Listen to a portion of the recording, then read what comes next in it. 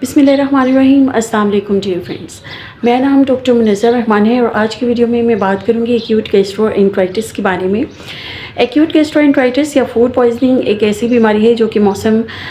जैसे ही गर्मियों का स्टार्ट होता है, टेम्परेचर में थोड़ा सा इजाफा होता है तो बहुत सारे मरीज़ हमारे पास फूड पॉइजनिंग के साथ आना शुरू हो जाते हैं, पेट की बीमारियों के साथ और मुख्तलिफ़ किस्म की जो गैस्ट्रो के मसाइल होते हैं उनके साथ हमारे पास OPDs में और एमरजेंसीज़ में आते हैं। ऐसे मरीज़ों में अलामात मुख्तलिफ़ किस्म की हो सकती हैं, जैसा कि पेट में दर्द हो सकता है, नौज़िया, वॉमिटिंग यानी कि कै, मतली, उल्टी हो सकती है, लूज़ मोशंस या डायरिया भी हो सकता है। ये तमाम जो अलामात हैं ये बहुत तकलीफ़देह होती हैं पेशेंट के लिए और ख़ास तौर पे अगर ये ज़्यादा शदीद नौयत इख्तियार कर ले तो फिर मरीज़ को बहुत ज़्यादा एक्सट्रीम वीकनेस हो सकती है और साथ ही साथ उसको बहुत ज़्यादा लिथार्जी हो सकती है। ये तमाम अलामात अगर शदीद नौयत की हों तो पेशेंट के लिए बहुत ज़्यादा तकलीफ़देह हो सकती हैं। बिलखसूस अगर उसको बहुत ज़्यादा लूज़ मोशंस हैं, डायरिया बहुत सीवियर है, शदीद नौयत का है, तो फिर पेशेंट को वीकनेस या एक्सट्रीम लिथार्जी हो सकती है। ऐसे पेशेंट अगर बहुत ज़्यादा उनमें पानी और नमकियात ज़ाया हो जाएँ, जिस्म से निकल जाएँ वॉमिटिंग के ज़रिए, लूज़ मोशंस के ज़रिए, तो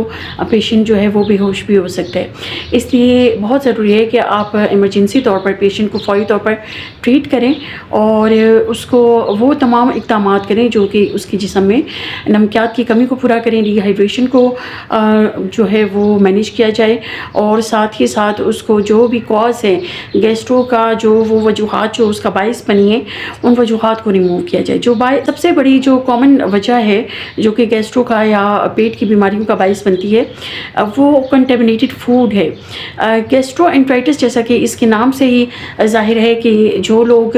कंटेमिनेटेड फूड खाते हैं, यानी कि जो बाहर की चीज़ें बहुत ज़्यादा खा रहे होते हैं या बहुत ज़्यादा जो लोग जंक फूड लेते हैं, होटलिंग बहुत ज़्यादा कर रहे होते हैं, ऐसे लोगों में ये मर्ज़ बहुत ज़्यादा देखने में आता है। बार बार पेशेंट गैस्ट्रो का शिकार हो रहे होते हैं और गैस्ट्रोएंटेराइटिस का मतलब ही लफ्ज़ी तौर पर अगर हम देखें तो आपका जो मैदा है, आंतें हैं, उनकी सोजिश या वनम होता है, यानी कि उनके अंदर जरासीम कुछ ऐसे पैदा हो जाते हैं जो आपकी फूड के ज़रिए आपकी GIT में या आपके जो खाने का सिस्टम है, आपका जो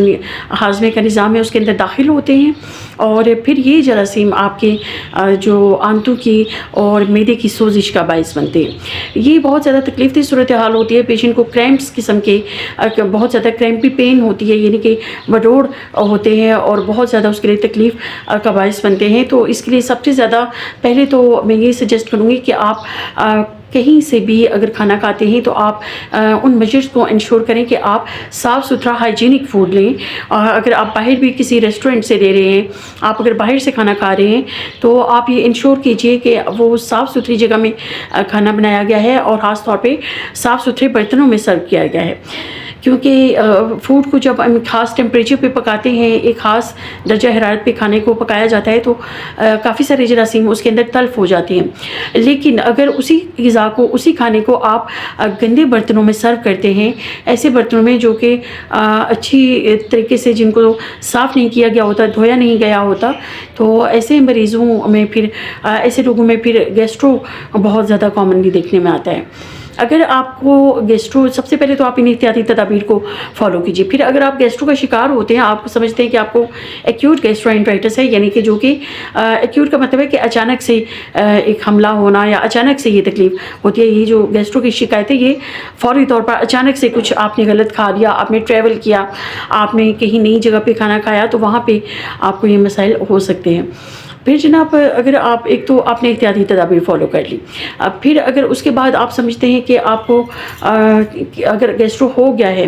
तो फिर आपने क्या करना है। फिर फ़ौरी तौर पर आपको हॉस्पिटल जाने की ज़रूरत है, आपको डॉक्टर को दिखाना है और आपकी हिस्ट्री के मुताबिक आपकी बीमारी की नौयत को देखते हुए डॉक्टर आपको दवा तजवीज़ करेंगे। और अगर आपको गैस्ट्रोएंटेराइटिस की जो नौयत है वो शदीद नौयत की है, अगर बहुत ज़्यादा स्वेयर आपको एब्डोमिनल पेन है, स्वेयर सिम्टम्स हैं,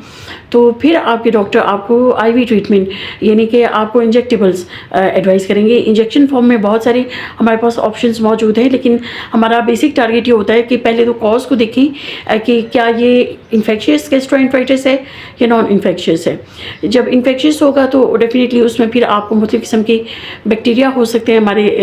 GIT के अंदर। उनको काउंटर करने के लिए आप मुख्तलिफ़ एंटीबायोटिक्स ले सकते हैं जो कि इंजेक्शन फॉर्म में भी लिए जा सकते हैं, जैसा कि फ्लैजिल है, बहुत अच्छा एंटीबायोटिक है मेट्रोनिडाज़ोल। ये आपको IV ट्रीटमेंट दिया जा सकता है इंजेक्शन ड्रिप की फॉर्म में।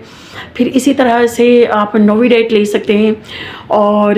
सेफिक्साइम ले सकते हैं। ये मुख्तलिफ़ ऑप्शंस हमारे पास सेफिपाइम है, 3rd 4th जनरेशन एंटीबायोटिक्स हैं, और कुछ प्रोबायोटिक्स भी ऐड किए जा सकते हैं जैसे कि लैक्टोबैसिलस GG हो गया, और मुख्तलिफ़ किस्म के जो प्रोबायोटिक्स हमारे पास अवेलेबल हैं।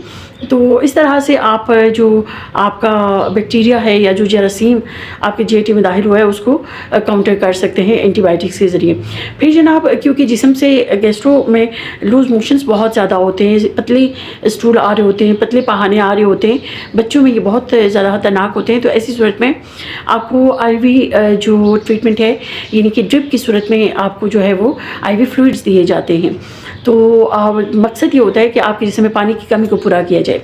और उसमें रिंगर लैक्टेट एक बेस्ट ऑप्शन है जिसमें आपके पास मुख्तलिफ़ किस्म के मिनरल्स यानी कि सोडियम, पोटेशियम, कैल्शियम वगैरह मौजूद होते हैं, और उसके अलावा आप KCl उसमें ऐड कर सकते हैं। तो ये बहुत अच्छा जो है आपकी जो मिनरल्स की या सॉल्ट्स की रिप्लेसमेंट है वो आपके लिए बहुत अच्छी है। फिर ORS oral rehydration salts ORS आप घर पे भी बना सकते हैं, बच्चों को भी दे सकते हैं, बड़े भी दे सकते हैं, और ये आपके जिस्म में नमकियात की कमी को बहुत हद तक पूरा करते हैं। तो इस तरह से आप मुख्तलिफ़ किस्म के ट्रीटमेंट्स हम फॉलो कर सकते हैं। एंटीबायोटिक्स जो हैं वो ओरल फॉर्म में या गोलियों की कैप्सूल्स की सूरत में भी दी जा सकती हैं। वो डॉक्टर आपको एडवाइस कर सकते हैं, जो आपकी कंडीशन जब वो देखेंगे तो आपकी फ़िज़िकल कंडीशन आपको क्लिनिकली एग्जामिन करके आपको ये जो दवाएँ हैं ये तजवीज़ की जा सकती हैं। फिर जनाब, हम देखते हैं कि हमारे पास और जो लोग हैं वो आते हैं बहुत ज़्यादा क्रैम्प्स के साथ, और पेन किलर उनको दिए जा सकते हैं मुख्तलिफ़ किस्म के। अगर उनको पेन बहुत ज़्यादा है, उनको वॉमिटिंग के लिए ग्रेविनेट ले सकते हैं, और फिर हम मोटिलियम ले सकते हैं। ये कुछ टैबलेट्स हैं, हमारे पास मुख्तलिफ़ ऑप्शंस मौजूद हैं। और इसी तरह वॉमिटिंग अगर बहुत ज़्यादा है तो आपको फिर वो इंजेक्शन फॉर्म में ग्रेविनेट लगाया जा सकता है। तो जनाब, ये कुछ मैनेजमेंट है जो कि गैस्ट्रोएंटेराइटिस के लिए की जा सकती है, लेकिन आप ये समझने की ज़रूरत है कि गर्मियों में क्योंकि टेम्परेचर चेंज हो रहा होता है, और ये जो GIT के कुछ जर्म्स जो हमारे मैदे के अंदर दाखिल हो रहे होते हैं, ये इस हाई टेम्परेचर पे बहुत ज़्यादा परवान चढ़ते हैं, उनकी नशोनुमा मैनी टाइम मल्टीप्लाई हो जाती है, और गर्मियों में जो खाना ख़ासतौर पे बहुत जल्दी ख़राब हो जाता है, और अगर ख़राब खाना आप खाते हैं तो तब भी आप गैस्ट्रोएंटेराइटिस का शिकार हो सकते हैं। तो इन तमाम पानी का बहुत ख्याल रखें कि आप जो पानी ले रहे हैं वो फ़िल्टर हो। अगर फ़िल्टर की सहूलत अवेलेबल नहीं है तो आप बॉयल घर में जो पानी अवेलेबल है उसको आप 15 से 20 मिनट के लिए बॉयल कीजिए, ताकि उसके तमाम जरासीम या जो उसके अंदर जितने भी जर्म्स हैं वो तल्फ हो जाए। इस तरह से आप साफ़ सुथरा पानी और साफ़ सुथरी ग़िज़ा जो है वो लेने की आदत अपनाएं, और अपने बर्तनों को साफ़ रखें, और मक्खियाँ, फ्लाइज़ वगैरह जो है उनको कोशिश करें उनका तदारुक करें, अपने खिड़कियों दरवाज़ों वगैरह को जाली लगाइए, ताकि आपके घर के अंदर ये जो भी जरासीम इस किस्म के बीमारी फैलाने वाले हैं वो दाखिल ना हो सके, और आप इस तरह की गैस्ट्रोएंटेराइटिस और मुख्तलिफ़ किस्म की पेट की बीमारियों से महफूज रह सके। फ्रेंड्स, आई होप कि ये वीडियो आपको अच्छी लगी होगी। मुझे कमेंट सेक्शन में बताइएगा कि ये वीडियो आपको कैसी लगी, और अगर मज़ीद ऐसी वीडियोस आप देखना चाहते हैं तो मेरे channel health by doctor Munazza को सब्सक्राइब कीजिए, इसे लाइक और शेयर कीजिए, और मुझसे रब्ता बरकरार रखने के लिए कमेंट सेक्शन में ज़रूर कमेंट कीजिएगा। Thank you.